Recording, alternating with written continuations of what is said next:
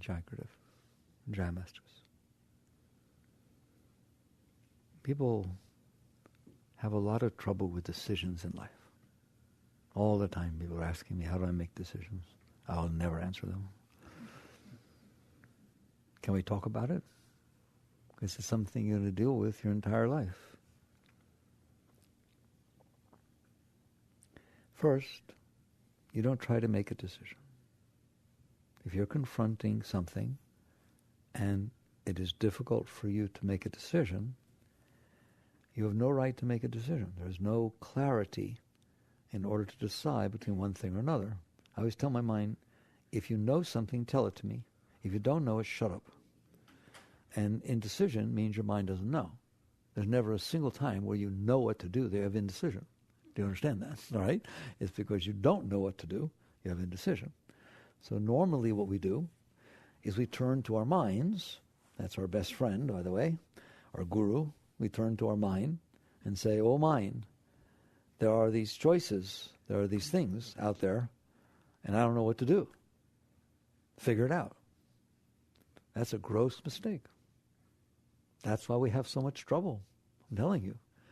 If your mind knew, it would have told you.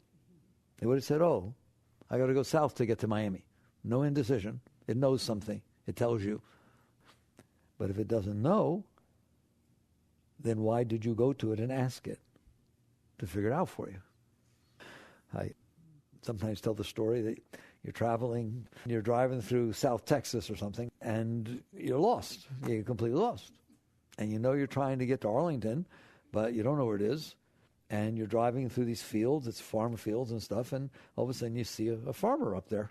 And he's chewing on some hay, and you pull up to him, say, excuse me, sir, do you know how to get to Arlington?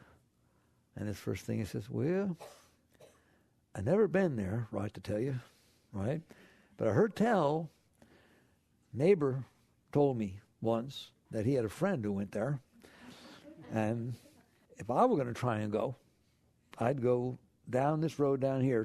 No, I think you go down this one, all right? And how long before you stop listening? No, seriously. How many times before he changes what he's got to say do you kind of politely, please be polite, sit there and say, thank you so much, sir. Okay, we're on our way, right? And you just leave, all right? Because you figure there's no way this guy knows where he's going. So why am I listening? All right? That's how I look at the mind. If I have something that needs to be decided and the mind tells me this is clear, you have history here, you know something here it is. But if I go to mind and it says in essence, I don't know, but I'll think about it, you don't understand. That's a problem. That's not a solution. If it doesn't know, it doesn't know. Be real. Be honest. That farmer did not know. He thought about it. I wasn't interested in what he had to say. How often has your mind, in trying to make a decision, said, oh, okay, I've thought about it based on this, and I met somebody who said this, and this is what I want. This is what I want to do. Nah. But yes or no? All right? Be fair to it. It doesn't know. Why are you so mean to your mind, all right? It doesn't know. It has the right to not know. How do you like that? How's that for a starting place in understanding good decision-making? If it doesn't know, it doesn't know. The fact that you're scared that it doesn't know does not help it know. The fact that you really, really want it to know does not help it know. Your mind is not going to figure it out and all of a sudden know that which it does not know. What it's going to do is try to build some solidity and make it sound like it knows. But the problem is one more piece of information, one more thing happened, it's gone. It changes its mind, doesn't it? And it just pops over to the other side. Well, you're going to suffer with that decision for the rest of your life. Because if you don't know, you're going to force a decision, and inevitably, down the road, it's going to say, well, maybe I should have done that. This isn't turning out the way I want. And you'll start dreaming the other one would have been perfect. And you end up with these problems inside yourself. Well, what is the alternative? People always say to me, I have to make decisions. No. You have to start understanding what's going on. So when you face a decision point, you do not ask, if you don't know the answer, you do not ask, I want to think it out, I want to figure it out, I have to make this decision. You ask, what am I trying to get from this? What's my motive? There must be some motive because I'm angsting over this. There must be something I think I need. There must be something I want that's causing all this trouble concerning this decision. So this is called going back to the root of things. The Buddhists teach this. So you come back and you say, why do I care? Why do you care? Why do you care? You have to be honest with yourself.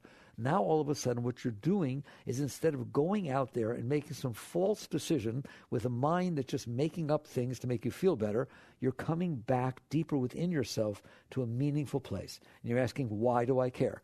And you're going to find out that the answer is always one of two things. Are you ready? Because I want something, or I'm afraid of something. That's why you have decision points. You couldn't care less about things you don't care about. If you're not trying to get something from it, and you're not trying to avoid something by that decision, trying to make a decision that made me safe, and I'm just not comfortable, and what neighborhood should I live in? You're not trying to decide what neighborhood to live in. You're trying to decide how to avoid fear. That's very different. They are different things.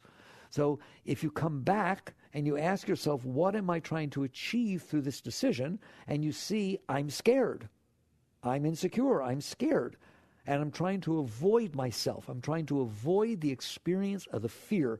I'm trying to avoid the experience that I'm afraid of feeling, and that's why I'm making this decision. Okay?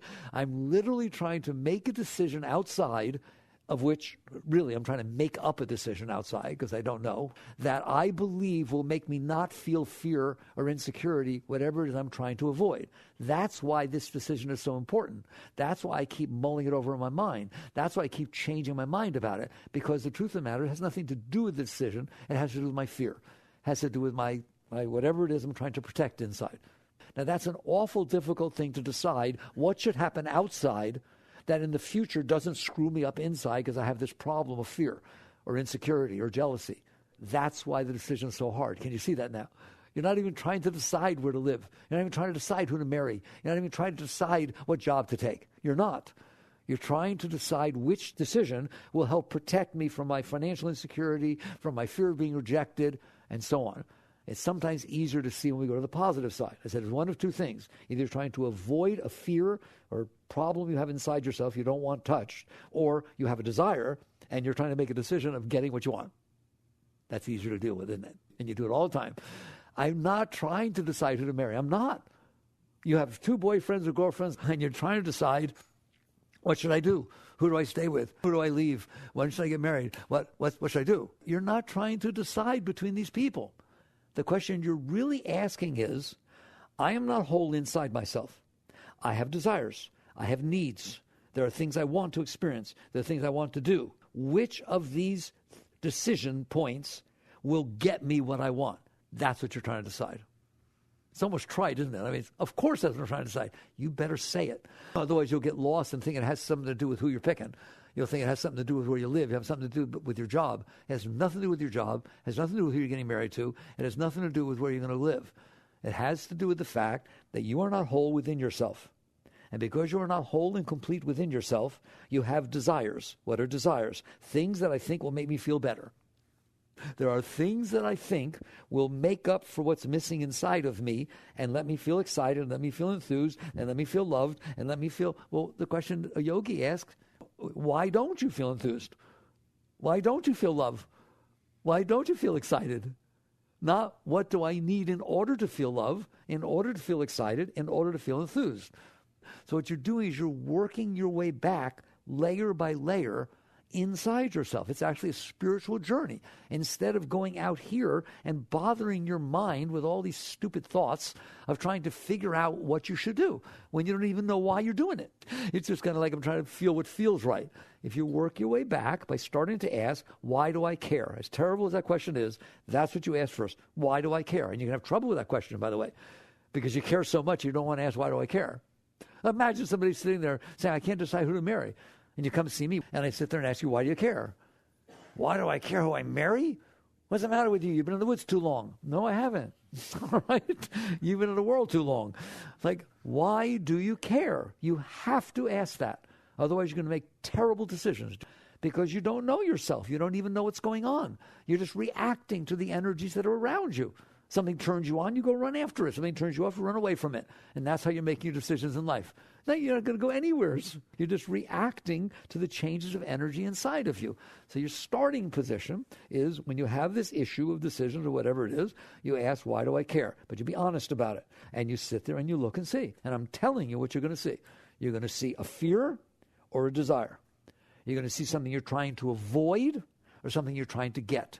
There is no decision point you will end up in that you will not see that. Can you see why? Because if there is no fear and there is no desire, who cares? Then the answer is I don't. The answer to why do I care? I don't. I don't even know why I'm making a thing out of it. All right? You can live in New York or you can live in California. I don't care. They both seem like fun. Good. You don't have a major problem. But then you say to me, but I still have to make a decision. If my decision is two foods are put in front of me that are my favorite that could ever be, and they're both made by the best chefs that make that kind of food, I'm in good shape. I'm trying to make it easy for you. If you, get it down now, if you have asked, why do I care? And the answer is I don't, you don't have a problem. All right? Give yourself the right to step back and say, why do I care? All right, fine. But that's not what you're going to see most of the time. You're in the habit of getting uptight about things you really don't even care about. You just get uptight about them. You go into a restaurant, and they're playing music that isn't exactly what you want to hear, all right? And you're sitting there, and you're supposed to be having dinner. Don't do this to yourself. Should I ask the waiter to change it? What am I going to do? Should we leave? Should we leave? Like, what are you doing? Those are decision points, aren't they? The truth is there's no decision there. You got yourself neurotic for no reason. Just step back, and I dare you to ask the question when you see, do you see it's a decision point? Even, I'm not thinking decision point, who do I marry? The decision point, do I leave the restaurant? Do I want to stay here? Do we have to move to a table that's further away from the speaker? These are decision points, but they're really not. If you just ask, why do I care? You say, fine, what's the big deal? It's not worth the aggravation of creating myself aggravation. So I love, if we get nothing else from this talk, instead of going to your mind and making your mind make a decision of whether you should leave the restaurant, whether you should ask them to turn it down, whether you should complain to the other people, they're talking too loud. You understand that? Because you're ruining your experience. Instead, step back and ask, why do you care? See, I used to say, why do I care? Now I say, why do you care? Because I'm talking to him. He ain't me. He's just something in there causing trouble. You got one of those guys in there? All right? And I just say, why do you care? And he gets quiet. If he doesn't care, let it go. All right? Now let's step back, and you'll see something deeper, a bigger situation. Those will get rid of the low-hanging fruit. Why do you care? I don't. Good, then don't. It's beautiful. Wait till you see how free you get, how much less anxiety you have, how many less knots are inside your stomach. This is literally yoga. I'm telling you, chakras open when you do that. Instead of creating the anxiety in the third chakra and the closing in the fourth chakra because you're getting all uptight about things, all of a sudden you feel a warm flow coming through your energy centers. It's just the same as doing asanas. It's the I don't care asana. Okay? And you just let go. It's a form of letting go. I teach letting go, but I wonder how many people really understand it. That was letting go, wasn't it? You didn't let go of something outside. You let go of something inside. Let me tell you something. All your work is inside. Before I'm done, I will discuss that with you. The work of your life is inside. Stuff will happen outside, but your work is inside. Your work is, can you handle and come to peace and be in harmony and be centered in the midst of the unfolding of life in front of you? If you can, you will reach a very, very, very high state. That's where the great yogis are. When Krishna was teaching in the Bhagavad Gita, what is the highest state? He said, equanimity is yoga. That's what he taught Arjuna. Equanimity is yoga. So you start with these little things that are happening where your mind is driving you crazy, but it's not right to say your mind is driving you crazy. You want to know what? You're driving your mind crazy. You're the one who went to your mind and said, what do I have to decide whether I should pass this guy? What do I decide whether I should move from the restaurant? You went to your poor mind and you asked your mind to figure these things out. Your mind doesn't know any of this. It's just a poor little computer sitting inside that gathered data from before. You're using it to try and be okay, aren't you? And so you create this tremendous anxiety inside your mind and inside your heart. So instead, when you see yourself create these decision points, there are no decision points. You created them, and then you went to your mind to solve them. So you step back and you ask, why do I care? And believe it or not, it's a rhetorical question because the answer is I don't. But if you step back and you see it's bigger than that, I'm telling you what you're going to see. When you can't say, I don't care, you're going to see fear or desire. Do you agree? Do you understand that? You're going to see something inside of you that does not want to have an experience. It wants to avoid something. It wants to not have to go through that. And so it's trying to use this decision point to create a situation in life where you don't have to go through this problem part inside of you that you don't want to deal with. All right? Or you have a desire. A desire means there is something wrong inside of you that is not whole, that is not well, that does not feel complete. Therefore, I need something, energy from outside. I need something to come in and compensate for what is missing inside of me. That's what a desire is. Okay? I like your smile. It's embarrassing, isn't it? Okay? That's what a desire is. A desire is not something holy. The desire is not something to follow. It's the meaning of your life.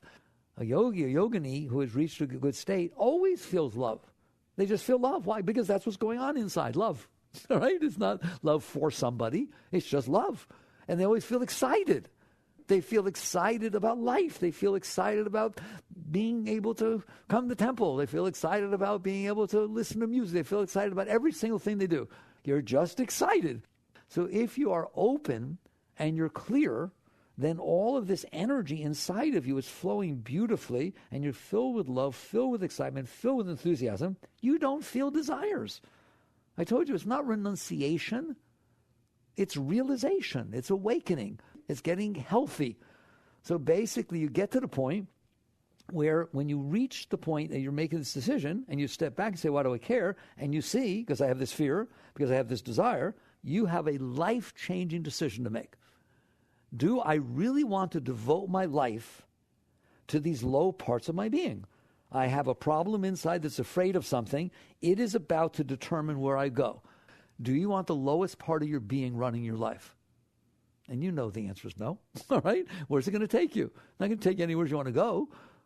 So let's say mommy did something bad, or daddy did something bad, or sister hurt you, or brother hit you, or first boyfriend, or first ex-husband, or whatever it was. And you got this garbage stored inside of you. And you don't want it hit, do you? You don't want it touched. You don't have to deal with those feelings again. All of a sudden, those feelings are running your life.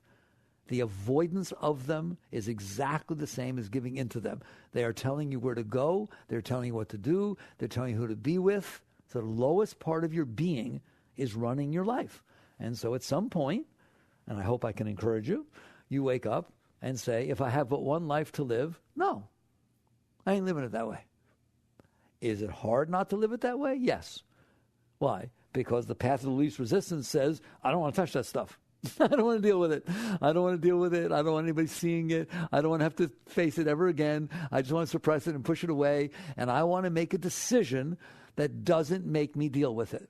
That's what I want. Do you understand that? And that's why I'm having so much trouble with this decision. It has nothing to do with the decision. It has nothing to do with what college to go to. It has nothing to do with career. It has nothing to do with where to live. It has nothing to do with who to marry. My decision of that is an attempt to take care of the problem inside of me. And the problem inside of me gets taken care of by avoidance, if it's fear and negativity, or it gets taken care of by running after something, desire, if it's something missing, coming out like that. And that's the bottom line of what few people ever understand in their lives. And so they run away from their fears and they run toward their desires. And they don't know they're doing that. It's just these decision points keep showing up, and they seem really important. They seem like, oh, these are life-changing decisions. No, there's no such thing. The more it seems like a life-changing decision, the more you're caught with your garbage inside. It is just this garbage inside, or problems inside, projecting themselves out onto the situations that are in front of you. How do I prove that? You say it's a life-changing decision, Mickey, it's a life-changing decision. Okay, I'll bring somebody else up to stand next to you, and we'll see if they say it's a life-changing decision. No, they couldn't care less. Do you understand that? You're doing this, all right? And this is when you get into spiritual growth, and you make a decision. Do I want to live my life running after or away from what I'm projecting inside myself out onto the objects of the world? That's what I'm doing. I'm projecting. You'll take care of my needs. You're just the right person for me. I know, because you open the door for me and you're so sweet. Or you're strong and you drive a Porsche and you the doctor and you have a good livelihood. And right, I'm just taking my fears and insecurities or needs or desires and I'm projecting them onto you. And now I have to decide how I get you to love me and how I get to keep you and how to make sure you're paying attention to me. Do you understand that? And so really, I'm not dealing with you ever. If you're having a problem with something, it's because you're having a problem inside, not outside. You're not dealing with the stuff outside. Do you understand that? It's all the projection of what you assign to it because you went to your mind and said, how to be okay? You know what your mind did? It looked at your past experiences and it said, avoid the ones that didn't feel good and go after the ones that did. What else does your mind know? It only knows the past experiences it had. It's in there telling you all this stuff. And next thing you know, you're listening to it. And that's why life becomes impossible to live with. But I'm telling you, the only thing, if you go to your mind and say, what do I want, what do I need, what should I do? It is going to look into its data bank of the past experiences it's had. And it's going to sit there and say, you need to avoid these and get these. In other words, make this happen again and make sure that doesn't happen again. And it just colors it different ways. And the next thing you know, it's telling you what to go after and what to avoid. And then situations happen, decision making, like we said, where you can't decide what to do because you don't know which one will take care of you. You don't know which one in the end is going to make you feel better or make you feel worse. All right. I don't want you to live like that. That's a terrible way to live. You'll have tremendous anxiety, tremendous insecurity, tremendous sense of not knowing where you're going or what's happening. And if you do get something you want, you'll feel possessive about it. Anybody know anything about that? Right? If you get something you think will fulfill what you're missing, you'll become possessive about it. You'll become jealous about it. You'll try to do all kinds of things. You won't feel comfortable. And if you avoid something that you get by something you didn't want hit, you'll be afraid it'll happen again. You'll be afraid it'll show up again. Go move into a place that you think is safe and there's not a lot of crime. And then there's an article in the paper that there was crime next door. Oh my God. It didn't solve anything. You can't avoid yourself, which is what everybody's attempting to do, is avoid these situations that are inside themselves that are problematic. So what is the alternative? The alternative is you work with yourself the way I said. You stop, look, and listen. You take a breath. You say, why do I care? Either you see the low-hanging fruit that says, I don't. Okay, good. Let it go. Enjoy yourself. Have a good time. Or you'll see something much deeper. You'll see a fear or a need. All right, what do I do with that? You ask even there. Do you dare to deal with the deepest part of your being? All right? What are you afraid of? What are you afraid of? I'm afraid of snakes because my brother? No. I'm afraid of somebody hurting me in a relationship? No. What are you afraid of? You're afraid that you won't feel good. You're afraid that you'll have this experience inside that feels yicky. Don't give it a name. You understand that? Aren't you afraid of that? You're afraid that you'll get, I'll call it getting weird. Okay? You're afraid you'll get weird inside. It'll just start to feel yicky inside. And I don't want it to feel yicky inside. How about you? All right? But you gave it a name. I don't want to go here. I don't want to be rejected. I don't want somebody to laugh at me. You gave names to the yicky feeling. A yogi, a true spiritual person, steps back behind that and doesn't give it a name. Give it all these different faces and just sits there and says, I don't like feeling yicky inside. I don't like my heart hurting. I don't just like that yicky feeling that can happen inside. All right? That's a much deeper place to work with things. So next question comes back is, what is that feeling? Not how do I avoid it? What is it? Why does that happen? No one but a great being who's meditated very deeply and gone deep within themselves can answer that question. Why? Because nobody can dare to stand there to find out what it is. They're too busy running away from it. Okay? A fire gives off smoke. If you're walking toward the smoke to see where it's coming from, at some point you're coughing, at some point your eyes are tearing, and you run away. It's only the very great being who just keeps going and eventually sees, oh, there's a fire over there. It's the same thing with these feelings and stuff inside yourself. It is certainly possible inside that you can get tremendously uncomfortable. What is that? What is the cause of that? And I'm telling you, almost no one can answer that because they won't get that close to it. They're too busy saying, how do I get away from this? Well, if you're busy running away from it, you'll never find out what it is. All right? It just so happens, before I answer you what it is, because I see you're interested, I'm going to go to the other side for a moment. So I said I was trying to get something. I had a desire. I want to get excited. I want to feel love. I want to think, right? So I'm trying to make a decision. I'm going to have this. Same question. What exactly are you trying to have? You're really trying to have a relationship? You're really trying to go travel around Europe? You're really trying to do this, that, the other thing? And the answer is no. I want a feeling of excitement. Just like there are yucky feelings inside, there are really nice ones, aren't there? And I want them. How about you? I want the really nice ones and I don't want the yucky ones, but I'm not going to give them names. Like when you feel tremendous love and it's welling up inside of you, why is that different than you were playing a musical set, in public and everybody's cheering and you're feeling this tremendous well-being of success and that tremendous feeling of acceptance and you did great. Why is that? It's not different, right? It's just a great feeling. It's just this tremendous rush of good energy that wells up inside of you. Call it love, call it excitement, call it enthusiasm, call it just a state of, might as well call it a peak experience. You just have this peak experience. So now we know there's two types of experiences, and we're not giving them all these little names, all right? You come back, and you get very straight, and this is the root. I'm in here. You in there? Hi. In there? Have you noticed it can feel very different in there? All kinds of different feelings can go on in there. But there's really two. One is yick, and the other is woo. All right? And one is very low, disturbed energy, and the other is very high, flowing, energetic beauty, love, right? Peace, right? Nice stuff. So instead of giving them all the different names, you come back and you ask, why do I care? I don't, or I do, because it desires. Well, what are you trying to desire? I'm not trying to go Hawaii. I'm not trying to get married. I'm not trying to have an intimate relationship. Because you know how I can test you on that? Okay, I'll give you whatever you want. Hawaii, marriage, intimate relationship, whatever you want. And God's going to come down here and touch you on the top of your head. There's a very spot on the top of your head, touch you before it, and it'll make you miserable. I mean, miserable. It'll be the worst experience you ever had in your entire life. You want it? You want to go to Hawaii under those conditions? I don't think so. You hear me? You want to get married, knowing it'll turn out to be the biggest schnook that ever walked the face of the earth? You'll never have a single day's peace in your entire life? No. You weren't looking to get married. You weren't looking to have a relationship. You weren't looking to go to Hawaii. You were looking to have the high. You were looking to have a beautiful experience. You just projected that onto a person, place, or thing. Ever done that before and find out it doesn't work out so good? You better shake your head yes, all right? Because it can't turn out good because it had nothing to do with the person, place, or thing. It has to do with what you're looking for inside yourself.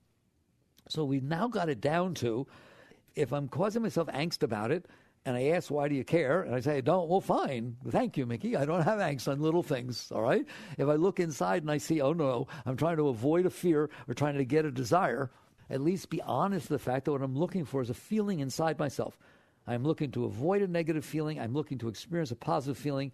I love you. That is so honest. That is so beautiful. Well, what does that have to do with the decision you're trying to make? Except that you projected it out that way based on what your mind said, all right? So instead, you come back inside, you take a look at it, and you realize, I have some work to do inside myself. I need to understand myself better before I go out there and make these decisions, because I'm making them based on either running away from myself or running toward what I think is missing inside of me. And I'm telling you that neither of those are going to take you anywhere you want to go. How can running away from your fears take you anywhere you want to be? Your fear is still there. You just ran away, all right? You tried to run away. You tried to distract yourself from it. That's not going to get rid of the fear. It's not going to make you feel comfortable. And likewise, if you're missing something inside yourself and you're trying to compensate for it by some external experience that temporarily gets you high or does something, it's not going to keep you there. It never has and it never will. It's like drugs. Lately I've been talking about drugs, all right? You live your life the way you want, but at least be honest. If you are having to drug yourself, it's because you're not happy with yourself. I don't care what drug you're taking. By definition, if you are drugging yourself, it means I don't like my state of being. Is that fair enough? I know it's embarrassing, all right? Because I can guarantee you, if you ever got to a state that was so high that all you were feeling was waves of ecstasy and love, peak going on inside of you, and somebody said, hey, you want a certain drug? You say, no.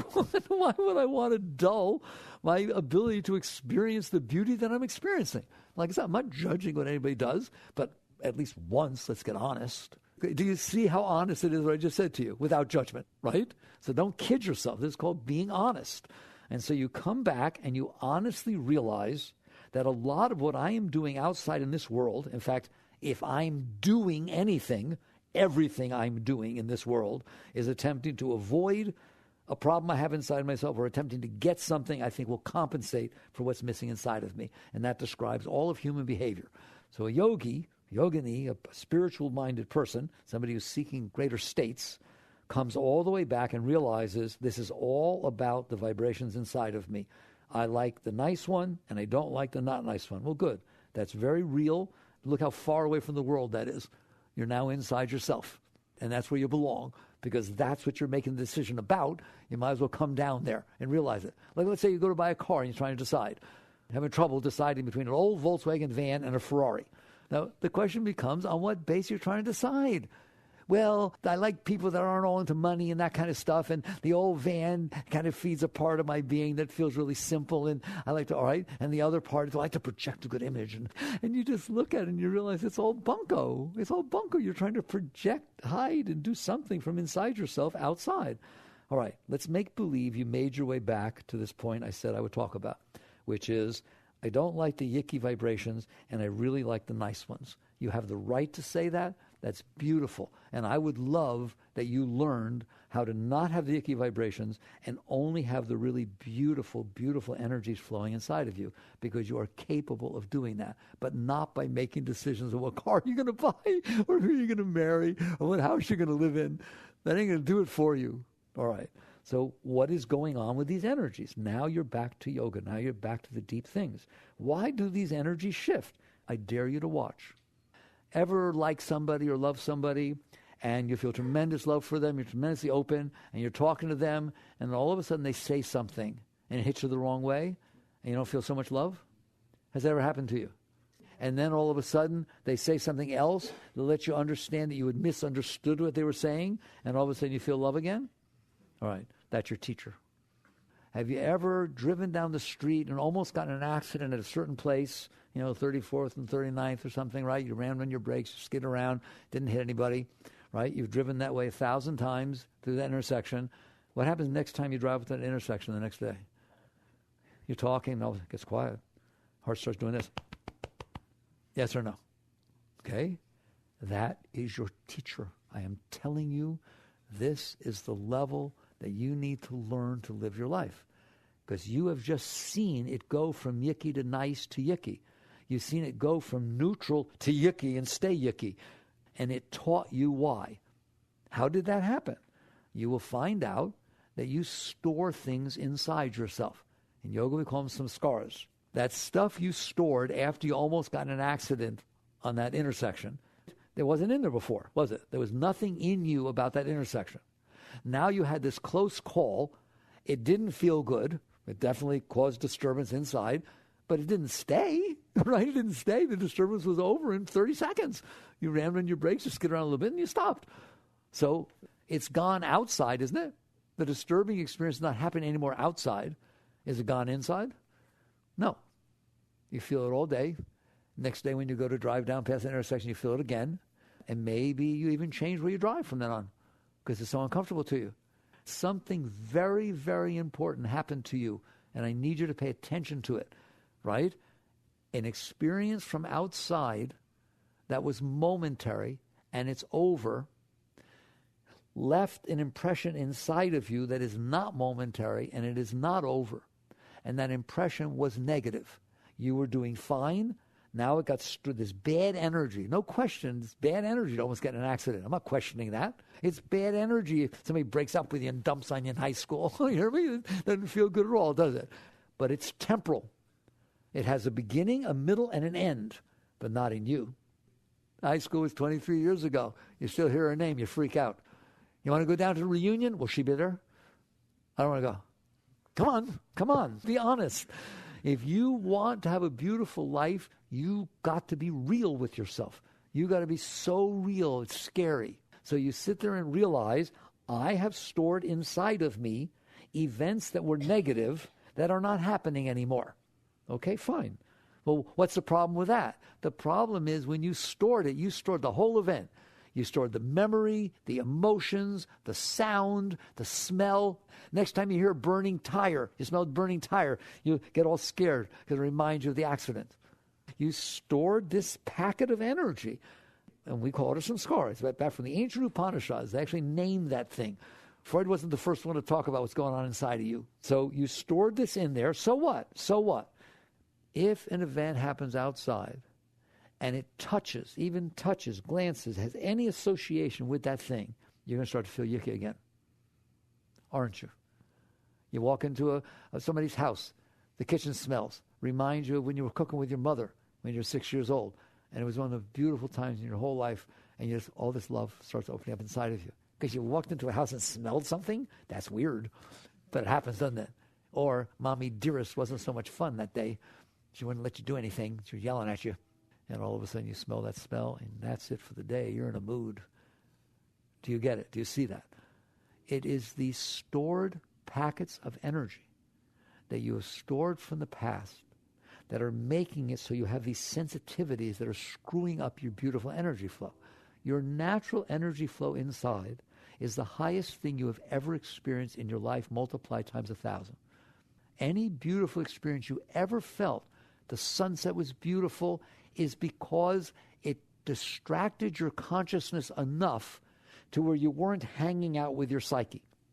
And all of a sudden you said, it was so beautiful, it felt like I was in the presence of God. You were. You were. Because for a moment, you touched your own being. Like you literally say things like, it was such a deep experience, I felt like it touched my soul. Right? The first kiss, it felt like soul to soul. It must be my soulmate. You are your own soulmate. There is no other soulmate. Don't go look around for this stuff. You are a high being. You're the highest thing ever walked the face of the earth. You're the most beautiful thing there is. You are this beautiful, clean flow of upward energy that is love, joy, peace, excitement, ecstasy. The only time you ever felt excitement is because the mind said you could. The mind said, oh, I want to do this. I had a good experience with this once before. I want to do it again. Oh my God, there's a chance to have it. And you get excited. That excitement you feel comes from inside of you. And it is only because your samskaras in your mind and all your blockages got out of the way that you were able to experience this. You only experience beauty when you're not making ugliness for yourself. And so basically you get to realize these past patterns that you have stored inside yourself are screwing up your energy flow.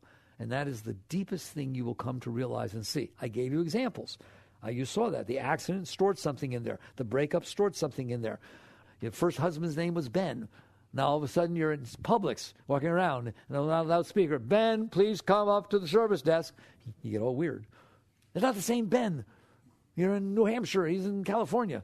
Doesn't matter, does it? Can a name make you get weird? Or open you up? Wake up. What's happening? So you've stored this stuff in there. It is like rocks in a flow of a stream. If there's a river flowing and there's clean riverbed, there's no eddies, there's no rapids, there's no currents. It's just a clean flow. Go stick a bunch of rocks in there, and every one you add, what happens? It starts swirling, it starts bouncing off of them and throwing eddies. Enough, it creates rapids. That's what you're doing inside of you. That is why sometimes it feels yicky, and that is why sometimes it feels beautiful. When the flow is free to flow, it's not hitting the samskaras, you feel openness. When it is hitting that stuff, you feel closed, you feel depressed, you feel disturbed, all so on. And now the problem is, if you try to get the flow nice by getting what the mind wants, there's 10 other things in there that it doesn't want. It's just inevitably, if you're chasing after trying to create a world outside of you that matches the problems you have inside of you, you don't stand a chance. There's not a chance in the world. If I need you to be a certain way for me to be okay, we're both in trouble. I can't go out there and manipulate you to act the way my little problems need you to be so that I feel secure when I'm feeling insecure, and I feel loved when I'm not feeling loved, and I feel I have the space I need when I need the space I need. Good luck. Good luck. Not a chance in the world. That doesn't mean you can't have the love you're looking for. It doesn't mean you have the beauty you're looking for. It means you're not going to find it by trying to manipulate the world around you via decisions. That's what you're trying to decide. How does he need to be? Can I make him be what I want it to be? He's close, right? I just got to get this edge off. And then you start deciding all this stuff. about how to try to make the world be the way you need it to be, to fit and not hit your bad stuff and always stimulate your turned on stuff, well, you're not going to have a nice life. You're going to suffer. You're going to have anxiety. You're going to have fears and insecurities because you're afraid that you won't make a good decision. Why do you think you have trouble with decisions? Because you're afraid you'll make one that's not optimal. You're afraid you'll make one and then you're wrong and you'll get hurt. Okay? I'm telling you, yoga cuts through all of this. There are no decisions like that. The decision is very simple to a yogi. I am in here. I want it to be beautiful in here. It has nothing to do with the outside, except that I projected it outside, tried to solve it outside when the problem's inside. So I'm in here. It is not the way I want it to be in here. And the reason it's not the way I want it to be in here is because I stored all this stuff in here. And right now, because I stored this stuff in here, I can only be happy if something that stimulates a positive, we call it a positive samskara, stimulates something that was positive. Oh, it opens up, this is beautiful, it's going to happen again. But if it stimulates one that's negative, I get all weird. And so now I'm just running around like a chicken with my head cut off, trying to avoid myself. Well, what's the alternative? Get that stuff out. And that's where I teach, and I teach it every single time. And because it happens to be the truth, it's the only way you're going to end up okay, is if you don't have that stuff inside of you. There is no reason that you stored the breakup in 12th grade with this person and you broke up and now you're 20 years later. What is that doing in there? The event is not happening anymore. It doesn't exist. And because you stored that inside, now all of a sudden it's affecting your decisions. It's affecting everything you do because you don't want to hit. You don't want to feel that again. You do not have to store this stuff. If you drove down the street, you've driven down 39th and 34th 1,000 times. All of a sudden, one car runs a light, you slam on your brakes, right? It's gone. It's over. I want you to be able to drive down that street again, and at least, not tomorrow, you won't be able to do it, but at least in a couple of days, there's nothing going on inside of you. It's no different than the other 1,000 times you drove down there. You're clean. That's called being clean. You're purified. That's spiritual purification. You've gotten rid of this garbage that you stored inside that is disturbing your energy flow. And it is disturbing your energy flow. And because it's disturbing your energy flow, you don't feel whole, and you feel conditions have to be a certain way for you to be okay, and they better not be the other way. It's all these samskaras. Do you understand that? It's all these patterns. So the answer always is as follows. I'm facing a decision. Why? Because I need something. I think I need something. I'm either afraid of something or I think I need something. And it's so strong, this desire to get what I want and avoid what I don't want. And I've projected it onto these people, places, and things. And now I'm driving myself crazy about it. Do you see that? It's always that. So instead, the question becomes very simple. Not what do I need or what do I do? It becomes, am I willing to let go? Am I willing to let go? If this is disturbing me, it's because there's something inside me that can be disturbed. If this is sirens calling to me, oh, get this, you'll be happy for the rest of your life. Right. Right? How many times have you gotten what you wanted? You're still looking, aren't you? Wake up. I always tell everybody, we're supposed to be smart animals, right? The smartest species. If you have been doing something every moment of your entire life, and 20, 30, 40, 50 years have gone by and you're still doing it, I think maybe the way you're doing it doesn't work very well. And you have your entire life trying to be okay inside. Ever since you were little, you just wanted to feel excited and feel good and feel love and not feel yicky, right or wrong. And you're still trying. All right, well, tell you about it. You're looking for love in all the wrong places. You're going around the wrong way. So the decision, and I face this every day with myself, I've faced it every day for all the years, every moment, the decision is, am I willing to let go of what I'm holding inside myself that is making this seem like a drama? Am I willing to let this go? So if I'm sitting there and it's saying, oh, if you get this, you'll be okay. I'm just in there, yeah, I'm sure, right? I'm sure. You've said it 7 billion times to me. Am I willing to let go of what's blocking me so I'm not feeling okay right now? That's what it comes down. I don't know if you can hear me or not. I took you the whole way. Am I willing to let go of whatever is blocking my energy flow instead of serving what's blocking me by trying to get what it says it needs? That's the difference. And you just start letting go. Am I willing to let go of the fears and anxieties I have because I've convinced myself I stored this stuff in here and I don't want to experience it again? I don't want that stuff in there. I do not want that in me. I do not want to make decisions based on it. I don't want to lay it on other people's heads. I don't want it affecting anything in my life. It's ugly. It's not nice. All right? It's totally selfish and personal, and it's just based on garbage. It's based on the stuff I stored from before that I couldn't handle. So now I'm going to let it go. And you just breathe and relax. Breathe and relax. And I teach that all the time. You're in there. You're conscious. You see this stuff in there. You're not looking at all that stuff out there. You're looking in here. Yes, there's stuff in here. Yes, it's making that look important. Oh, my God, it's my whole life decision. It's so important. Right. This is what's important. And you just relax. And what will happen? If you relax and release, it will work its way up. And it will go out. You're the one who's holding it in there. There's no reason. 20 years ago, you had an argument with somebody that's still in there. The person's not even there. You're holding it in there. So you dare to let go. And your whole spiritual process, the real spirituality is about letting go. You just constantly let go. You let go. What will happen? Over time, you will start to find out that you're happier. Well, I see white lights. And no, I don't. Hope not. All right? Because what happens if you start having spiritual experiences, you will chase after those instead of doing the work that you need to do to purify yourself, to let go and then permanently be in a high state. A long time ago, I told God, don't bother. I'm not looking for experiences. I'm looking for states of being. There's a difference. I don't want to have a spiritual experience. I want to live in a spiritual state. I don't want it to come and go. That's ridiculous. Then I'm chasing after it. You sit down in meditation, have a deep meditation, right? Oh, I want to have it again. Well, you never will because you're so anxious now that you sit down and have a meditation. It is about letting go of yourself. In the Bible, Christ said you must die to be reborn. Mayor Baba, the great master, yogic master, said, man minus mind equals God. You must let go of yourself. You must be willing to die to self, to let go of this garbage you have stored inside. So it has nothing to do with decisions outside. It has to do with the one decision inside. Are you willing to let go? Or is this where you're getting off? Is this as high as you're getting? And you're going to let this run your life? No, I don't want to face this. I don't care. I don't want to face this. Okay, good. What are you going to do? You're going to project it outside and you're going to face it anyways. Can we talk about that for 2 seconds? You're not going to avoid yourself.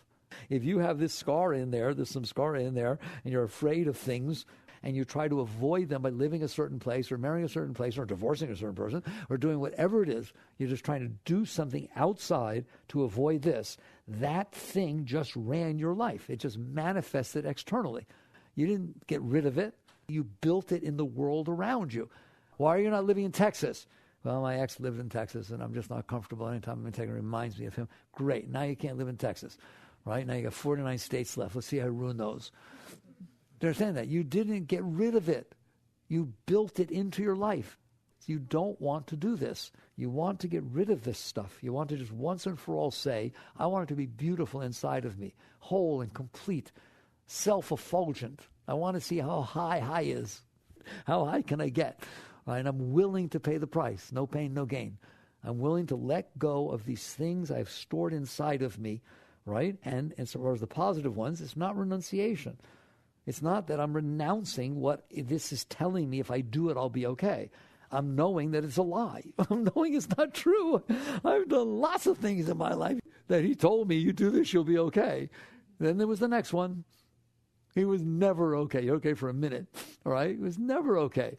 Because you can't solve this problem you have inside that's blocking your energy by having an experience outside.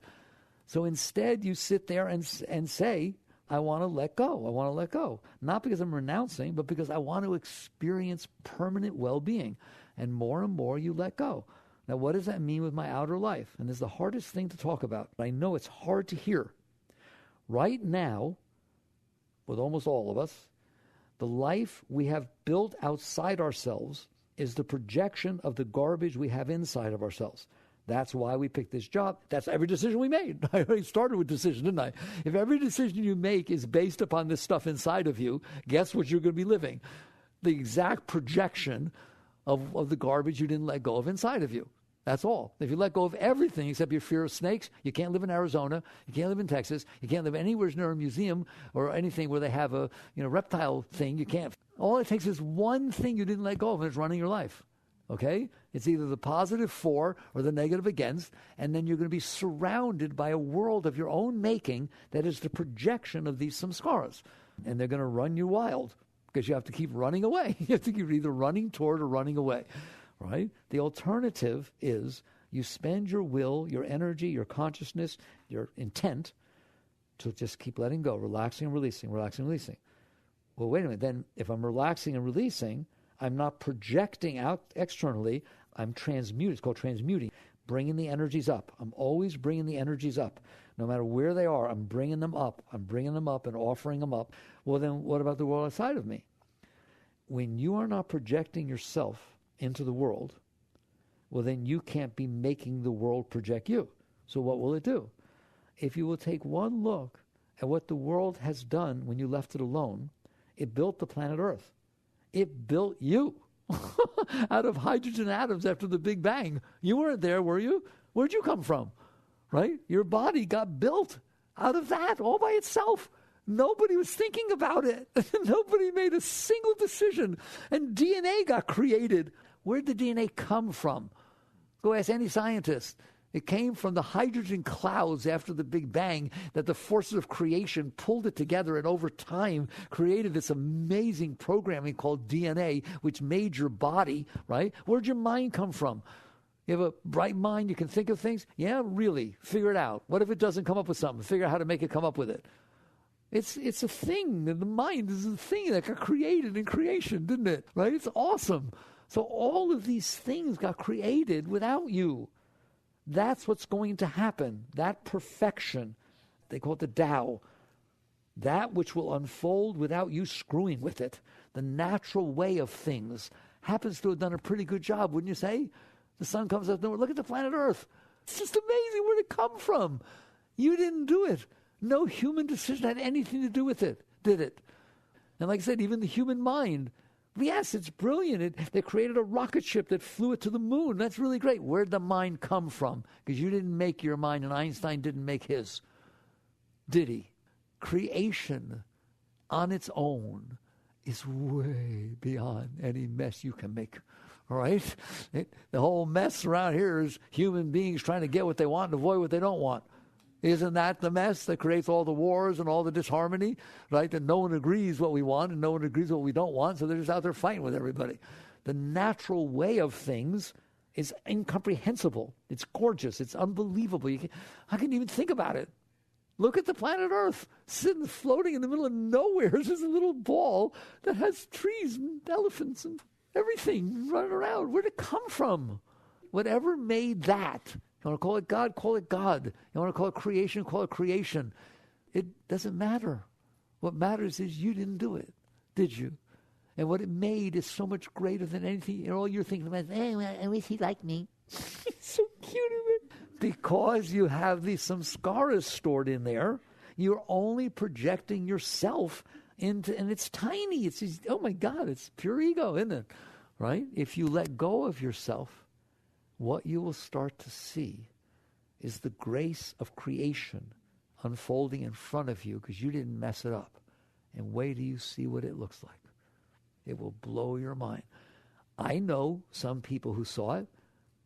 David in the 23rd Psalm, read it someday and tell me whether he didn't see with his own eyes that it will take care of itself. What it will make is beyond anything you could ever make. He saw that what is going on out there is way beyond anything he could possibly create. In the Bible, Christ said, seek ye first the kingdom of God and his righteousness, and all things shall be added unto you. What it basically says is, do your work inside yourself. Seek ye first the kingdom. Do your work inside yourself, and wait till you see what goes on outside. What you will see is the perfection. The world is gorgeous. It is unbelievable. How could you miss that? Right? Just look at a sunset. Look at anything. Look at a baby from a single cell. Creation is phenomenal, is it not? That is happening all around you every single second. That's what's going to be there when you stop screwing with it and think you're making all these decisions and doing all these things, and really what you're doing is upsetting everything around you.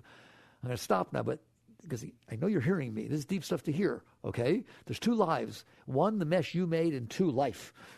God's, creations, grace, call it whatever you want. Now, when you reach out there and you touch that stuff, that perfection, because it's not what you want, and that's why you touch it. You want to take something, or you want to avoid something. That's karma. Don't get confused about karma. It's not a punishment, anything like that. The universe is unfolding, and you decided, I don't want the universe unfolding the way it would naturally. I don't want it. I don't want you being who you are. I want you being who I need you to be. You hear me? Because it makes me feel loved. And when you are who you are, it upsets me. So no. All right, I don't care that it took 13.8 billion years to make you. You are to be the way I want you to be because I have these problems inside of me, and the only time I'm okay is if you're the way I want you to be, and it better not rain tomorrow because I'm going hiking. In other words, I am projecting out into this world what I need because of my problems that I have not let go of yet. I guarantee you, you are making a mess. You may not see it right now, but when it's said and done, you touch it, you own it. You go out there and mess with the natural flow of things because of your problems inside of you, your desires and your fears, you are taking on karma. That's what it means. It means I've pushed something so it's other than the way it would have been. It now is trying to come back to its natural state, but I have to own it. All right, here's the ultimate example of karma, right? The Hoover Dam. The Colorado River was flowing just fine. Well, I want something different. Not that I mind the dam. Nobody says it's a problem. But I want you to understand karma. I want something different. So I'm going to build a dam. What's it going to do? It's going to stop the river. All right, because I touched it, I now am responsible for maintaining that dam with hundreds of people, you understand that? And hundreds of millions and millions of dollars a year. I have to do it every single year forever. It's my karma. I touched it. I own it. If I stop doing that, that dam's not going to be there in time, is it? That river's natural flow will blow that dam down over time, wouldn't it? It'll crack and it'll flow. But because I want to maintain it the way I want it, there is a price to pay. So karma doesn't mean a negative thing. Don't look at it that way. It just means I touch it, I own it. So if you're a certain way and I need you to be another way and I'm manipulating you, I'm dressing a certain way, I'm smelling a certain way, I borrowed my friend's car so I can impress you when I pick you up, I'm speaking a certain way, I'm lying to you about what I really want because I think if I tell you what I really want, you won't be interested in me, so I'm saying this. Every single thing I'm doing is I am changing the natural flows of energy so that I'm trying to be in charge of them. I am the Hoover Dam. I now have to worry about what I wear next time or how I smell next time or what I say next time. If I win your heart by doing the things that I think will win your heart, now I have to decide how to act tomorrow. I have anxiety. So a great being understands karma, understands this whole thing, that there are two lives to be lived on this planet. One is mine, and the other is God's, realities, creations, the way it would be if you stopped touching it. And the only reason you're touching it is you're projecting your garbage onto it, and no wonder life is such a mess. That's why the first noble truth of Buddha is what? All of life is suffering. No, it's a beautiful place. Not when the ego's touching it. It ain't beautiful then. It's touching it, creating disturbance, and then not knowing what to do about it. Come on, have you done that? And you drive yourself crazy, you drive everybody else crazy, and the next thing you know, you got disaster laying around you, right? All right, what do? Let go. Well, what do I do if I touched it? Let go. No, you don't understand. I touch it. Let go. If you let go of the part of you that caused you to touch it, the karma's gone. Karma's not a punishment. It's the fact that you touched it, you're forcing it to be a certain way, so now you got the pressure coming back. I don't know. I did the best I could. I hope you understand the difference in those two lives. And I hope you understand decisions aren't what you think they are. You better watch it. Okay? I've never given a lecture on decisions before. I avoid that topic. Do you see it? You are creating the neurosis about these decisions. The universe unfolds just fine everywhere you're not. Isn't that weird? How many decisions you're making about the 3 billion people that live in China? How many decisions you're making about what's happening on Saturn, on Mars? There are 800 billion, zillion, trillion things going on. How many decisions you're making? None. Why? Well, they're fine. But why is what's in front of you not fine? Because I'm not fine. How's that for the answer? Because I'm not fine, whatever's in front of me is not fine. Therefore, I have to make decisions. It's very funny. Thank you for listening. This was tough. I told you it'd be tough. Jai Gurudev.